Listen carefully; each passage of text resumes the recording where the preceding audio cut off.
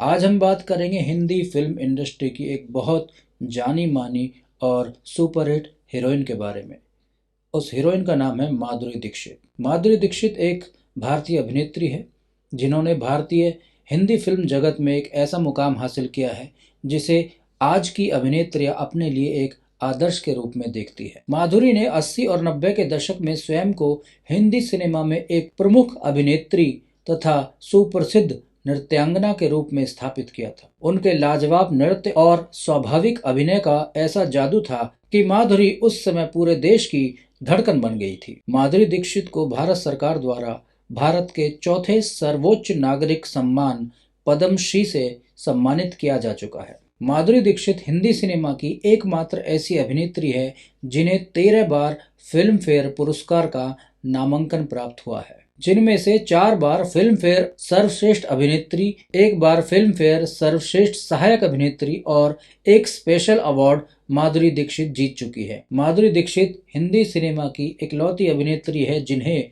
पंडित बिरजू महाराज द्वारा फिल्म देवदास के गाने के लिए कोरियोग्राफ किया गया है। 15 मई सन 1967 को मुंबई में जन्मी माधुरी दीक्षित के पिता का नाम श्री शंकर दीक्षित और माता का नाम स्नेहलता दीक्षित है। उनका एक भाई और 2 बहनें हैं। भाई का नाम अजीत दीक्षित है और बहनों का नाम रूपा दीक्षित और भारती दीक्षित है। माधुरी दीक्षित ने डॉक्टर श्रीराम माधव नैने से शादी की थी। उनके 2 बच्चे हैं जिनका नाम रायन नैने है और अरिन नैने है। माधुरी ने अपनी प्रारंभिक शिक्षा डिवाइन चाइल्ड हाई स्कूल से की थी। इसके बाद उन्होंने मुंबई विश्वविद्यालय के पार्ले कॉलेज मुंबई से माइक्रोबायोलॉजी में स्नातक की पढ़ाई पूरी की। माधुरी दीक्षित ने कभी नहीं सोचा था कि वो एक अभिनेत्री बनेंगी। वो बचपन से बहुत पढ़ाकू थी। माधुरी को बचपन से ही डॉक्टर बनने की चाहत थी। शायद यही वजह रही होगी कि उन्होंने डॉक्टर नैने से शादी की। माधुरी को बचपन से ही डांस का बहुत शौक था। उन्होंने 3 साल की छोटी सी उम्र से ही डांस सीखना शुरू कर दिया था और 8 साल की उम्र तक उन्होंने कथक डांस में महारत हासिल कर ली थी। माधुरी दीक्षित सिर्फ भारतीयों के दिल की धड़कन ही नहीं बल्कि पाकिस्तानियों के भी पसंदीदा हीरोइन हैं।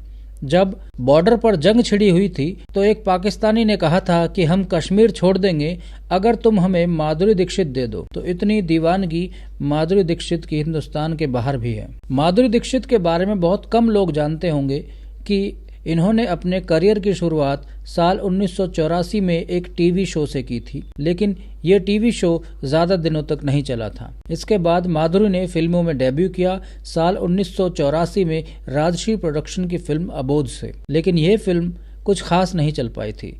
माधुरी को अपने शुरुआती करियर में कई असफलताओं का मुंह देखना पड़ा था। इसके बाद सन 1985 में आई फिल्म आवारा बाप भी बॉक्स ऑफिस पर कोई कमाल नहीं दिखा सकी। सन 1986 में माधुरी अभिनीत 2 फिल्में और आई जिनके नाम स्वाति और मानव हत्या है। ये दोनों ही फिल्में फ्लॉप साबित हुई। साल 1987 में माधुरी दीक्षित की 3 फिल्में रिलीज हुई जिनमें मोहरे, हिफाजत और उत्तर दक्षिण है, पर ये सभी फिल्में फ्लॉप साबित हुई। इसके बाद साल 1988 में आई फिल्में दयावान और खतरों के खिलाड़ी भी कुछ ज्यादा कमाल नहीं दिखा पाई, लेकिन उन्हें हिंदी सिनेमा में पहचान तब मिली जब उनकी फिल्म तेजाब रिलीज हुई। तेजाब बहुत बड़ी सुपर डुपर हिट फिल्म साबित हुई। इस फिल्म में उन्हें उनकी बेहतरीन अदाकारी के लिए फिल्म फेयर पुरस्कार का पहला नामांकन भी मिला था। इस फिल्म का एक गाना था 1 2 3। आज भी ये गाना माधुरी दीक्षित का आइकॉनिक सॉन्ग माना जाता है। इस फिल्म के बाद फिर उन्होंने कभी पीछे मुड़कर नहीं देखा और हिंदी सिनेमा में बैक टू बैक हिट फिल्में माधुरी दीक्षित देती रही। फिल्म अभिनेता अनिल कपूर के साथ माधुरी ने तकरीबन 20 से भी ज्यादा फिल्मों में काम किया है और उनकी ज्यादातर फिल्में जो अनिल कपूर के साथ आई थी हिट साबित हुई थी। हालांकि माधुरी की पहली हिट फिल्म थी वर्दी, जो साल 1989 में रिलीज हुई थी, जिसमें माधुरी ने सनी देओल और जैकी श्रॉफ के साथ काम किया था। सन 1989 में उन्होंने एक बार फिर से अनिल कपूर के साथ काम किया। ये फिल्म थी सुभाष घई की राम लखन और ये फिल्म बहुत बड़ी ब्लॉकबस्टर साबित हुई और उस साल की दूसरी हाईएस्ट ग्रॉसिंग फिल्म ये बन गई थी। इसके बाद माधुरी दीक्षित की फिल्म प्रेम प्रतिज्ञा आई जिसमें मिथुन चक्रवर्ती उनके हीरो थे। इस फिल्म में भी माधुरी दीक्षित की बहुत तारीफें हुई थी। इस फिल्म ने उन्हें सर्वश्रेष्ठ अभिनेत्री के फिल्म फेयर पुरस्कार के लिए नामांकन दिलवाया था। इसके बाद माधुरी दीक्षित ने एक्शन थ्रिलर फिल्म त्रिदेव की, जिसमें सनी देओल, नसरुद्दीन शाह, जैकी श्रॉफ और अमरीश पुरी जैसे मंझे हुए कलाकार थे। त्रिदेव उस साल की सबसे बड़ी हिट फिल्म थी और तीसरी सबसे ज्यादा कमाई करने वाली फिल्म त्रिदेव बन गई थी। इसके बाद अनिल कपूर के साथ फिर से एक और फिल्म आई और उस फिल्म का नाम था परिंदा, और इस फिल्म में भी माधुरी दीक्षित के अभिनय को दर्शकों ने बहुत सराहा था। माधुरी दीक्षित का शुरुआती फिल्मी करियर बहुत असफलताओं से भरा हुआ था। इस दौरान उन पर आलोचकों ने तंज कसने शुरू कर दिए थे कि माधुरी फिल्म जगत में केवल अपने डांस की वजह से टिकी हुई है। इसके बाद माधुरी ने अपने आलोचकों के मुंह पर अपनी बैक टू बैक हिट फिल्में देकर करारा तमाचा मारना शुरू कर दिया था और डांस के साथ साथ अपने बेहतरीन अभिनय की काबिलियत से भी माधुरी ने खुद को साबित करना शुरू कर दिया था। साल 1990 में माधुरी दीक्षित की कई फिल्में रिलीज हुई, जिनमें दीवाना मुझसे नहीं, जीवन एक संघर्ष, महासंग्राम और जमाई राजा है। इन सभी फिल्मों में कोई भी फिल्म हिट नहीं हो पाई थी। साल के अंत में माधुरी दीक्षित ने एक बार फिर से अनिल कपूर के साथ काम किया और इस फिल्म का नाम था किशन कन्हैया। ये फिल्म बहुत बड़ी हिट साबित हुई। इसके बाद गोविंदा के साथ फिल्म इज्जतदार में काम किया, लेकिन ये फिल्म कुछ ज्यादा नहीं चल पाई थी। साल 1990 में माधुरी ने आमिर खान के साथ फिल्म दिल में काम किया और दिल फिल्म बहुत बड़ी सुपर हिट साबित हुई, जिसके लिए माधुरी दीक्षित को फिल्म फेयर सर्वश्रेष्ठ अभिनेत्री का पुरस्कार भी मिला था। साल 1991 में रिलीज हुई फिल्म साजन का निर्देशन लॉरेंस डिसूजा ने किया था। इस फिल्म में माधुरी दीक्षित के साथ सलमान खान और संजय दत्त मुख्य भूमिकाओं में नजर आए थे। इस फिल्म की कहानी के साथ साथ संगीत भी लोगों को खूब पसंद आया था। संजय दत्त और माधुरी दीक्षित के बीच नजदीकियां बढ़ने लगी थी और दोनों के अफेयर की खबरें भी आने लगी थी। माधुरी के पिता इस रिश्ते से काफी नाराज हुए थे, क्योंकि वो जानते थे कि संजय दत्त पहले से ही शादीशुदा है। बाद में जब अवैध हथियार रखने के आरोप में संजय दत्त जेल गए तो उनका ये अफेयर खत्म हो गया था। साल 1992 में रिलीज हुई फिल्म बेटा इंद्र कुमार द्वारा निर्देशित की गई। ये एक पारिवारिक फिल्म थी। इस फिल्म में माधुरी दीक्षित के अलावा अनिल कपूर और अरुणा ईरानी ने मुख्य भूमिका निभाई थी। ये फिल्म उस समय की बहुत बड़ी ब्लॉकबस्टर फिल्म साबित हुई थी। इस फिल्म ने 5 फिल्म फेयर पुरस्कार जीते थे, जिसमें माधुरी दीक्षित को सर्वश्रेष्ठ अभिनेत्री के फिल्म फेयर पुरस्कार से नवाजा गया था। सन 1993 में माधुरी दीक्षित की फिल्म खलनायक रिलीज हुई। इसमें उनके साथ जैकी श्रॉफ भी थे और संजय दत्त भी थे। इस फिल्म में माधुरी के अभिनय की बहुत तारीफ हुई थी। माधुरी ने अपने बेहतरीन अभिनय से सबका ध्यान आकर्षित किया था, जिसमें उन्होंने ग्रे शेड वाले संजय दत्त को अपने अभिनय से टक्कर दी थी। ये फिल्म साल की सबसे बड़ी हिट फिल्मों में से एक थी और इस फिल्म ने 2 फिल्म फेयर पुरस्कार भी जीते थे। साथ ही सरोज खान की कोरियोग्राफी में फिल्माया गया गाना चोली के पीछे क्या है बहुत ही हिट साबित हुआ था। इस फिल्म के बाद माधुरी दीक्षित की एक फिल्म आई थी अंजाम, जिसमें शाहरुख खान के साथ पहली बार माधुरी ने काम किया था। इसमें वो अपने पति की मौत का बदला लेते हुए दिखाई देती हैं। उनके नृत्य का जलवा इस फिल्म में भी बरकरार रहा था। इस फिल्म में गाना था 18 बरस की कुंवारी कली, जो बहुत बड़ा सुपरहिट गाना हुआ था। इस फिल्म में अभिनय के लिए उनका नाम film fair best actress award के लिए नॉमिनेट भी हुआ था। साल 1994 में सूरज बड़जात्या द्वारा निर्देशित फिल्म हम आपके हैं कौन रिलीज हुई थी, जिसमें माधुरी दीक्षित ने सलमान खान के साथ अभिनय किया था। ये फिल्म उस समय की सबसे बड़ी सुपरहिट फिल्म साबित हुई थी, जिसने शोले फिल्म की कमाई का रिकॉर्ड तोड़ दिया था। इस फिल्म के लिए माधुरी दीक्षित को बेस्ट एक्ट्रेस के फिल्म फेयर अवार्ड से नवाजा गया था। माधुरी दीक्षित को डायरेक्टर्स एक्ट्रेस भी कहा जाता है। ऐसा फिल्म निर्देशक सूरज बड़जात्या ने एक इंटरव्यू के दौरान कहा था कि एक निर्देशक का करियर तब तक पूरा नहीं होता जब तक वो माधुरी दीक्षित के साथ काम न कर ले। फिल्म हम आपके हैं कौन के बाद माधुरी दीक्षित हिंदी सिनेमा की सबसे सफल अभिनेत्रियों में शुमार हो चुकी थी। उसके बाद उन्होंने कई और फिल्मों में अपने बेहतरीन प्रदर्शन से दर्शकों का मनोरंजन किया था। इसके बाद तो उन्होंने बॉक्स ऑफिस पर कई और सफल रिकॉर्ड्स बनाए। इसके बाद साल 1995 में माधुरी दीक्षित की फिल्म राजा रिलीज हुई, जिसका निर्देशन इंद्र कुमार ने किया था। इंद्र कुमार के निर्देशन में माधुरी की ये तीसरी फिल्म थी, क्योंकि इससे पहले दिल और राजा में भी वो काम कर चुकी थी। इस फिल्म में माधुरी दीक्षित के अलावा संजय कपूर, परेश रावल और मुकेश खन्ना ने मुख्य भूमिका निभाई थी। ये फिल्म साल 1995 की सुपरहिट फिल्मों में से एक थी। इसके बाद साल 1997 में यश चोपड़ा की फिल्म दिल तो पागल है रिलीज हुई। ये फिल्म शाहरुख खान के साथ इन्होंने की थी। साथ में सहायक अभिनेत्री के रूप में करिश्मा कपूर भी नजर आई थी और ये फिल्म भी बहुत बड़ी सुपरहिट साबित हुई थी। साल 2002 में बनी देवदास फिल्म केवल भारत में ही नहीं बल्कि विदेशों में भी बहुत पॉपुलर हुई थी, जिसकी गूंज 7 समुंदर पार कांस फिल्म फेस्टिवल में भी सुनाई पड़ी थी।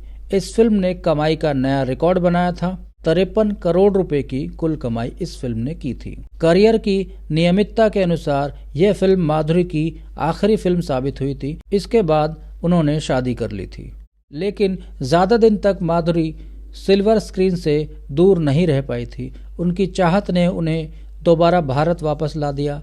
उन्होंने साल 2007 में भारत आकर आजा नचले फिल्म की। इसमें उन्होंने अपनी एक्टिंग और डांसिंग की हाई क्लास को छुआ था, पर पता नहीं लोगों को ये फिल्म रास नहीं आई और ये फिल्म फ्लॉप साबित हुई। लेकिन माधुरी के काम की सभी ने तारीफ की थी। इसके बाद उनकी फिल्म डेढ़ इश्किया साल 2014 में रिलीज हुई थी। ये इश्किया फिल्म की सीक्वल थी। ये फिल्म लोगों को बहुत पसंद आई थी। इसके बाद जूही चावला के साथ माधुरी ने गुलाब गैंग फिल्म में काम किया था। माधुरी को मिले फिल्म फेयर अवार्ड की अगर हम बात करें तो सबसे पहले उनको साल 1991 में फिल्म फेयर अवार्ड मिला, सर्वश्रेष्ठ अभिनेत्री का पुरस्कार फिल्म दिल के लिए। साल 1993 में सर्वश्रेष्ठ अभिनेत्री का पुरस्कार मिला फिल्म बेटा के लिए। साल 1995 में सर्वश्रेष्ठ अभिनेत्री का पुरस्कार फिल्म हम आपके हैं कौन के लिए। सन 1998 में दिल तो पागल है के लिए इनको सर्वश्रेष्ठ अभिनेत्री का पुरस्कार मिला। इसके बाद साल 2002 में जी सिने अवार्ड सर्वश्रेष्ठ सहायक अभिनेत्री का अवार्ड मिला फिल्म लज्जा के लिए। साल 2003 में फिल्म फेयर का पुरस्कार मिला सर्वश्रेष्ठ सहायक अभिनेत्री का फिल्म देवदास के लिए। और साल 2008 में भारत सरकार द्वारा पद्मश्री का अवार्ड माधुरी दीक्षित ने हासिल किया था। साल 1998 में रिलीज हुई फिल्म दयावान में माधुरी ने अपने से 20 साल बड़े विनोद खन्ना के साथ एक किसिंग सीन किया था जो काफी विवादित रहा था। इस किसिंग सीन के लिए माधुरी दीक्षित की काफी आलोचनाएं भी हुई थी। खुद माधुरी को भी इस सीन के लिए काफी अफसोस हुआ था, क्योंकि उनका मानना था कि फिल्म में इस सीन की कोई जरूरत नहीं थी। लेकिन बॉलीवुड इंडस्ट्री में नई होने के कारण उन्हें ये पता नहीं था कि आप किसिंग सीन देने से मना भी कर सकते थे। शायद यही वजह रही कि बाद की फिल्मों में उन्होंने कभी ऐसा कोई सीन नहीं दिया था। माधुरी दीक्षित ने अनिल कपूर के साथ ढेर सारी फिल्मों में काम किया, जिसमें बेटा, तेजाब, राम लखन ये सभी फिल्में हिट रही थी। दोनों की जोड़ी उस समय की सबसे हिट जोड़ी मानी जाती थी। इसी के साथ दोनों के अफेयर की खबरें भी सामने आने लगी थी। ये खबरें उड़ते उड़ते अनिल कपूर की पत्नी सुनीता तक जा पहुंची। इसके बाद सुनीता अपने बच्चों के साथ फिल्म के सेट पर पहुंच गई। इसके बाद माधुरी ने अनिल कपूर के साथ काम करना बंद कर दिया, क्योंकि वो नहीं चाहती थी कि उसकी वजह से किसी का परिवार संकट में आ जाए। फिल्म थानेदार की शूटिंग के दौरान माधुरी और संजय दत्त एक दूसरे के प्यार में गिरफ्तार हो गए थे। उस वक्त के कई निर्माता बताते हैं कि जब संजय दत्त आउटडोर शूटिंग पर जाते थे तब संजय दत्त घंटों माधुरी दीक्षित से फोन पर बात किया करते थे, जिसका बिल प्रोड्यूसर को भरना पड़ता था। फिल्म साजन के दौरान दोनों और करीब आ गए। संजय उस वक्त शादीशुदा थे और एक बेटी के पिता भी थे। हालांकि उनकी पत्नी रिया उनको छोड़कर अमेरिका चली गई थी। साजन फिल्म के बाद हर किसी की जुबान पर संजय दत्त और माधुरी दीक्षित का नाम होता था। उस दौरान कई मैगजीन में छपी खबरों के मुताबिक दोनों अपने रिश्ते को एक नाम देना चाहते थे और दोनों की शादी भी होने वाली थी। लेकिन अचानक संजय दत्त आर्म्स एक्ट के तहत गिरफ्तार हो गए। इसके 2 महीने के बाद 5 जून 1993 में फिल्म खलनायक रिलीज हुई, जो बहुत बड़ी हिट साबित हुई। संजय दत्त 16 महीने तक जेल में रहे थे, लेकिन माधुरी एक बार भी उनसे जेल में मिलने नहीं गई। यहीं से दोनों के रिश्तों में कड़वाहट आ गई और दोनों में दूरियां आने लगी। संजय दत्त इस बात से इतने नाराज हुए कि उन्होंने माधुरी दीक्षित के साथ फिल्म तक साइन करने से इनकार कर दिया था। इस तरह दोनों की ये प्रेम कहानी यहीं पर खत्म हो गई थी। माधुरी दीक्षित हर साल एक हिट फिल्म देने में कामयाब रहती थी। 17 अक्टूबर साल 1999 को माधुरी दीक्षित ने डॉक्टर श्रीराम माधव नैने से शादी की थी, जो पेशे से एक हृदय रोग विशेषज्ञ हैं। उन्होंने अपने करियर से हटकर एक डॉक्टर से शादी की। शादी का फैसला उन्होंने उस समय लिया जब वो अपने करियर की बुलंदियों पर थी। डॉक्टर नैने माधुरी के भाई अजीत दीक्षित के घनिष्ठ मित्र थे और माधुरी दीक्षित और डॉक्टर नैने की पहली मुलाकात उनके भाई अजीत दीक्षित के जरिए ही हुई थी।